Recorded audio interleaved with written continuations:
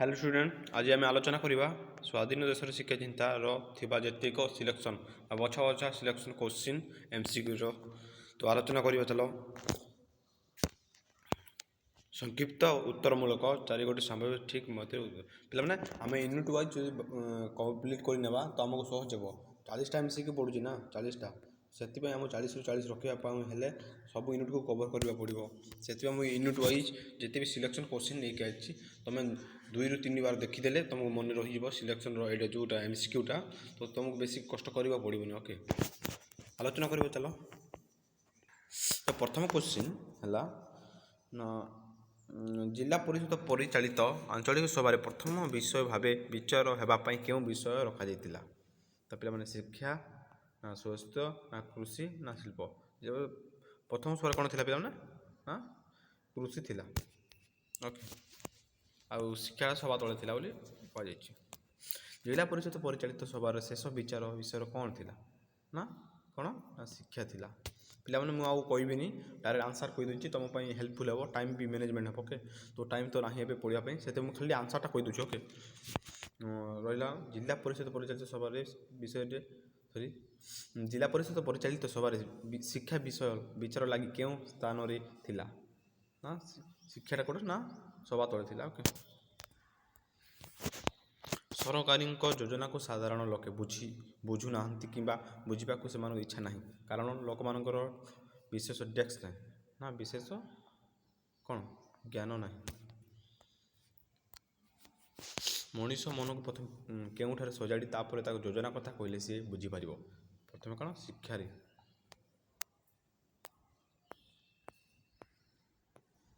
माठियारू कौन सॉरी माटी को कौन कर मंजी पोतिले चंचल गछ धरे पे माटी को प्रथम ताको कौन पाग करी ओदा करी ओके ना कौन ओदा करी हम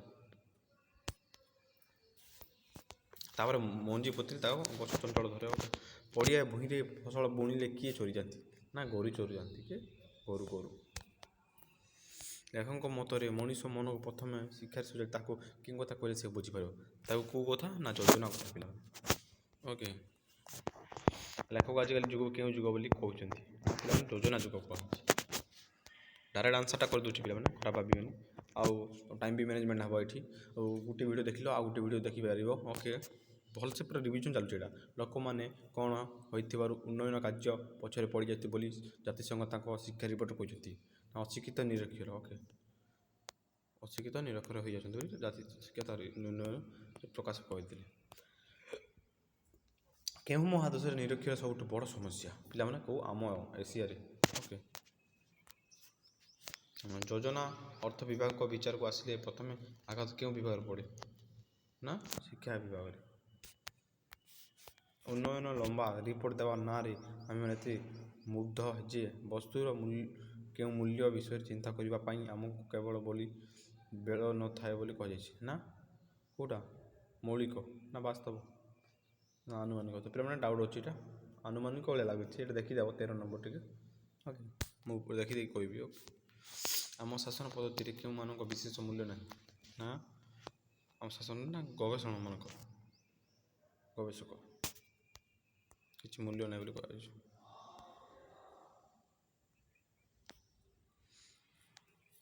सॉरी प्लेटा विशेषज्ञ हम विशेष मूल्य ना बोली कही योजना अर्थ विभाग विचार को आसिले प्रथम आघात क्यों विभाग पड़े ना यहाँ पढ़ी थे शिक्षा विभाग उपर पाठ पढ़ी सारा भारतीय लोक मैंने अमेरिका छाड़ी मुख्य छाड़ार मुख्य कारण कौन ना कम दरमा कम सुविधा सुजोग विषय को अणदेखा ठीक है आंसर हो विषय को अणदेखा ओके 17 नंबर ना भारत सब कथा क्या द्वारा नियंत्रित हुए ना शासक द्वारा बम्बे बाहर कागज सॉरी बम्बे बाहर क्यों कागज शासक विषय अग्रलेखा पाई ना कौटा सनसनाटी शिक्षार क्यों कथा न रखिले आम अवगति शोचनीय होगा कही ना अधोगति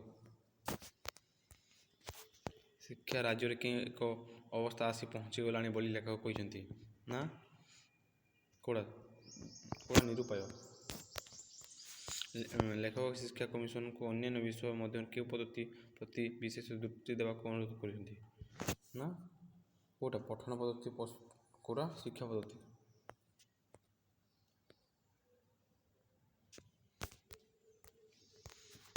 ପରୀକ୍ଷା କ୍ଷେତ୍ରରେ ଅବୈଧ ଆଚରଣ ବିଷୟରେ ସତ୍ୟ ହୋଇଥିଲେ ସାଂଘାତିକ ଉପଲେଖାଟି କେଉଁଠାରେ ପ୍ରକାଶ ପାଇଥିଲା? ନା କଳିଙ୍ଗ।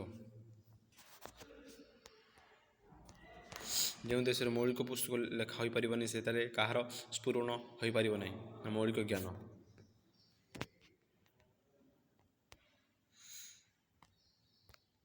ମୌଳିକ ଜ୍ଞାନ, ମୌଳିକ ଚିନ୍ତା। ପିଲାମାନେ ଟିକେ ଡାଉଟ୍ ଅଛି, ତୁମେ ନିଜେ କମେଣ୍ଟ କର ଏଇଟା, ମୁଁ ଦେଖିକି କହିବି ନା କମେଣ୍ଟ। 13, 23 ଓକେ, ଦୁଇଟା। 24 କେଉଁ ପ୍ରଦେଶର ଛାତ୍ରଟିଏ ପ୍ରଶ୍ନ ବିକି 10,000 ଲାଭ ଉଠାଇଥିଲା ବୋଲି କୁହାଯାଇଛି? ନା କେଉଁଠିର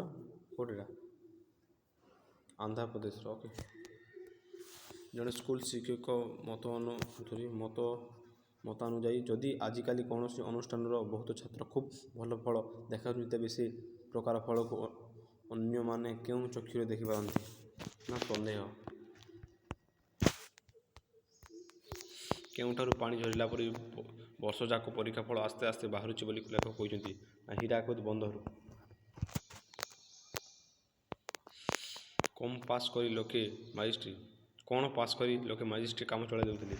ନା ମାଟ୍ରିକୁଲେସନ୍ ବା ମେଟ୍ରିକ୍ ପାସ୍ କରି। ଓକେ। କାହାର ଆଜିକାଲି ପାଠ ସଙ୍ଗେ କିଛି ସମ୍ପର୍କ ନାହିଁ ବୋଲି କହିଛନ୍ତି? ନା କାହାର?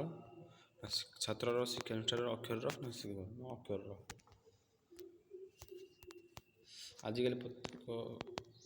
ଆଜିକାଲି ପ୍ରତ୍ୟେକ ଲୋକ ପାଠର ମୂଲ୍ୟ ବୁଝି ସାରିଥିଲେ ମଧ୍ୟ ପାଠର କ'ଣ କମୁଛି ବୋଲି ଲେଖକ କହିଛନ୍ତି? ନା ମାନଦଣ୍ଡ କମୁଛି ବୋଲି କହିଛନ୍ତି। ଆଉ 30 ନମ୍ବର ପଡ଼ିବା। କେଉଁ ପତ୍ରିକାରେ ଆଉଟ୍ ସାଇଡ଼ର ନାଁ ଦେଇ ଜଣେ କେହି ଦି ଏମେନ୍ ଇନ୍ ବେଙ୍ଗଲୀ ବୋଲି ଲେଖାଟି ପ୍ରକାଶ ପାଇଥିଲା? ନା କେଉଁଟା ଏଇଟା standard. No Hindustan standard. The Indian, time of India.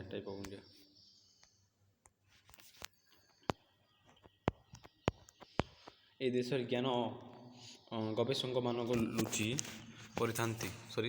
ଜ୍ଞାନୀ ଗବେଷକମାନେ ଲୁଚି କରିଥାନ୍ତି ହଠାତ୍ ବାହାରି ପଡ଼ି ଏମିତି କ'ଣ ଦେଖାନ୍ତି ଯେ ଲୋକେ ଚମକି ପଡ଼ି ବିଶ୍ୱାସ କରିପାରନ୍ତି ନାହିଁ? ନା ଚତୁରତା, ବିଦ୍ୟା, ଜ୍ଞାନ। ନା ଜ୍ଞାନ ହେଇଯିବ। ବ୍ରିଟିଶ ମାନେ କାହାକୁ ତପ କରି ଦେଖାଇ ଜାପାନ ଶତ୍ରୁକୁ ଏ ଦେଶରୁ ଘୋଡ଼ାଇ ନେଉଥିଲେ? ନା ତାଳଗଛ। ପିଲାମାନେ କେଉଁ ଲୋକମାନଙ୍କୁ ତାଲିମ କରି ଫୌଜ ପୋଷାକ ପିନ୍ଧାଇ ଦେଲେ ସ୍ୱାଧୀନତାଟା ରହିପାରିବ ନାହିଁ ବୋଲି ଲେଖକ କହିଛନ୍ତି? ନା ନିରନ୍ନ ମୂର୍ଖ ଲୋକଙ୍କୁ। ଲେଖକଙ୍କ ବିଚାରରେ ଶିକ୍ଷାକୁ ଶେଷ ସ୍ଥାନ ନ ଦେଇ କେଉଁ ସ୍ଥାନ ଦେଲେ ଏହି ଅବସ୍ଥାର ପରିବର୍ତ୍ତନ କେବଳ ଆଶା କରାଯାଇପାରିବ? ନା ଶୀର୍ଷ ସ୍ଥାନ।